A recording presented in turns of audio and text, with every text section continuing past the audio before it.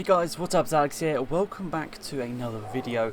And I just want to quickly mention before we get into this video today, that a lot of these videos you'd have seen over the last couple of weeks and a couple of ones going forward would have been recorded over gameplay because I'm back home over Christmas. I don't think I've actually mentioned it at all really, so I apologise for that. I know a lot of you guys like seeing the sort of real life setup and the trophy cabinets and all that sort of stuff and the cool F1 theme background, but I don't really have that, you know, accessible to me whilst I'm back home over university, so that means I don't really have a great setup. You probably would have seen in the past. Yeah, I'd rather show you gameplay because it's not a cool setup. So we'll be going back to that setup. Don't worry, I want to go back to university towards the end of January, but I do pre-record a couple of videos, so I thought I'd just let you know about that. So today's topic, it's an interesting one. So I normally put up a few posts on my YouTube community page, and I asked you guys, is there anything you really want me to talk about?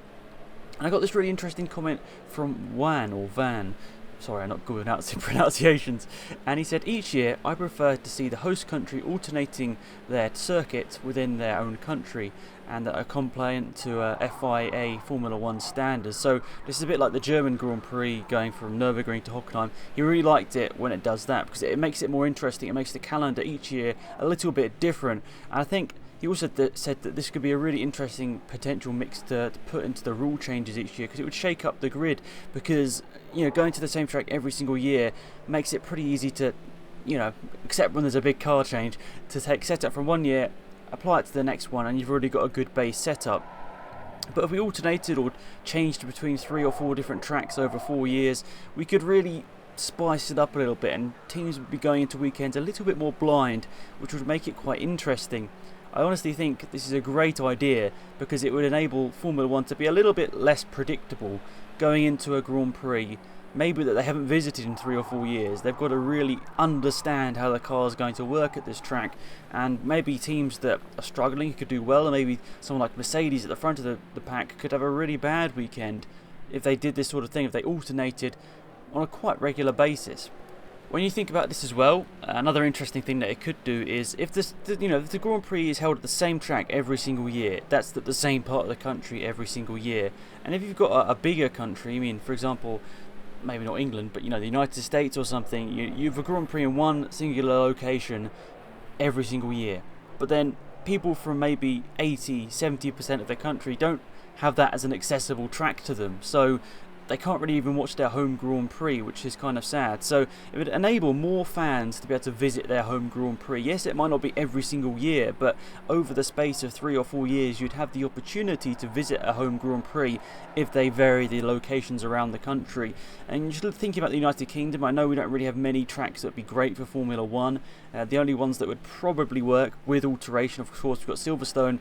Donington Park probably is the other main one that they could do something with, but it's still not like a massive track. It's not really a modern day Formula 1 standard track. So, but they're pretty similar locations in the country. But where I am, down south, the only really racetrack we have is Brands Hatch, and I know Formula 1 probably is never going to go back to Brands Hatch, but say we did alternate between different circuits within their own country, I think it would really enable more fans to be involved with the sport.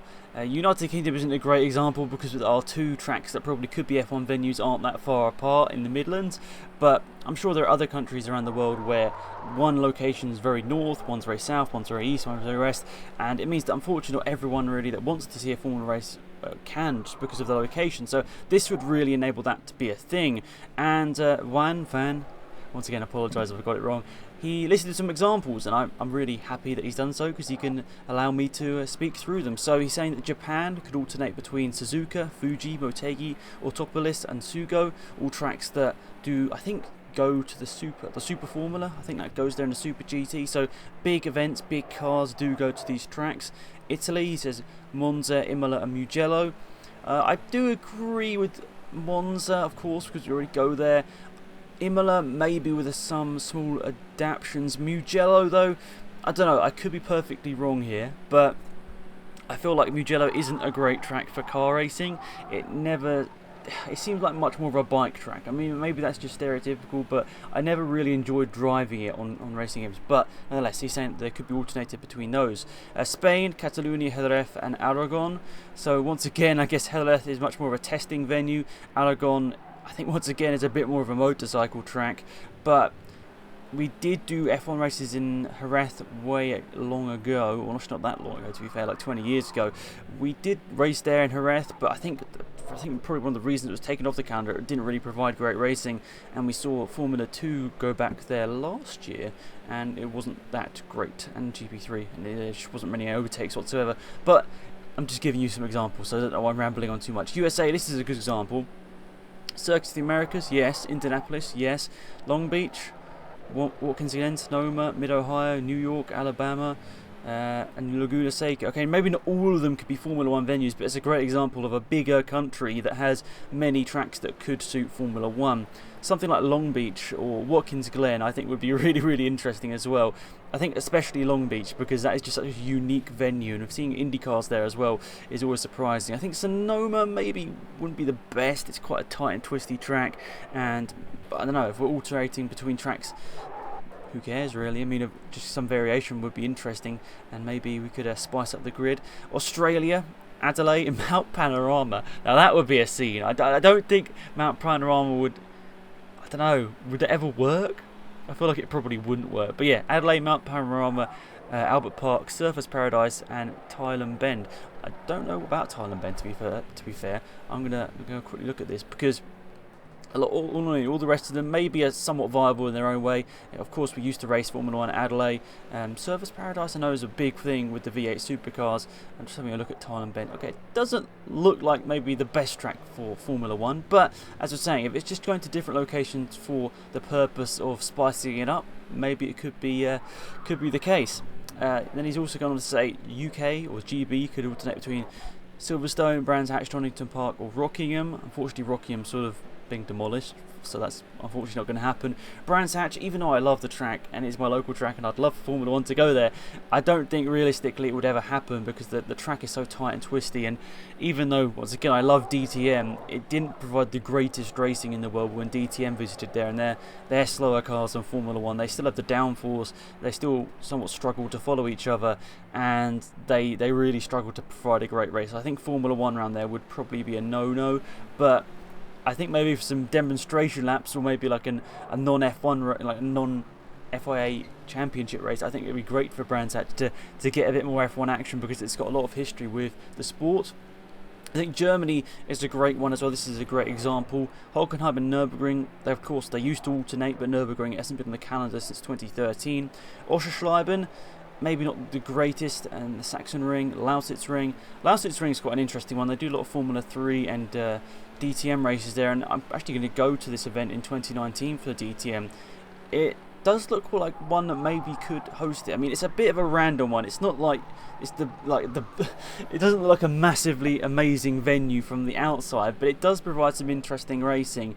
It's got a really big mix of like a big long straight and then a very complex twisty middle bit. It's interesting. Portugal, I mean, it hasn't seen a Formula 1 race in quite a long time. Portimao and Estoril, two tracks that I'm not very good at, but I'm sure if they came together on an F1 calendar, or at least alternated now and again, maybe with some Spanish Grand Prix, maybe we could have a little bit of a Grand Prix sort of switcheroo with them. They could go Portugal, Spain, something like that. If we wanted to allow Portuguese people to see a sport like Formula 1 that they haven't seen in their country for a very long time. Russia, alternate between Sochi and Moscow. Moscow, I remember DTM going there, and it wasn't actually a terrible track, to be fair. I just think it was in the middle of or it's not in the middle of nowhere, but it wasn't maybe the greatest for some spectators to get to. Sochi definitely seems a little bit more accessible to the fans. But then France, he's saying Paul Ricard, yes, decent. Magny-Cours, yes. Bugatti, I don't know. I think Bugatti's a little bit of a small circuit. You probably would have seen me playing with F1 cars around that track before, and it didn't really work. I'm not gonna lie. But Belgium, Zolder and Spa, that's a shout. Zolder's a very tricky track, and I could see that probably working. To be fair, it's not as iconic as Spa, but it's still a track that, you know, does still hold some big events. DTM's going there again next year as well, and it's a really an interesting track. It's a very tricky track. I've tried to record gameplay in there in the past, and I'm not gonna lie, I've struggled. So you probably haven't seen it. And he's also saying the United Arab Emirates could alternate between tracks like Yas Marina and maybe the Dubai Autodrome as well. The Dubai Autodrome, if I remember correctly, did get used for some TCR events, and you know, quite a lot of big events do go to that one. And he's got a really great list, to be fair. It just keeps going and going and going. He's saying Argentina, Buenos Aires, and Puerto de la Funes.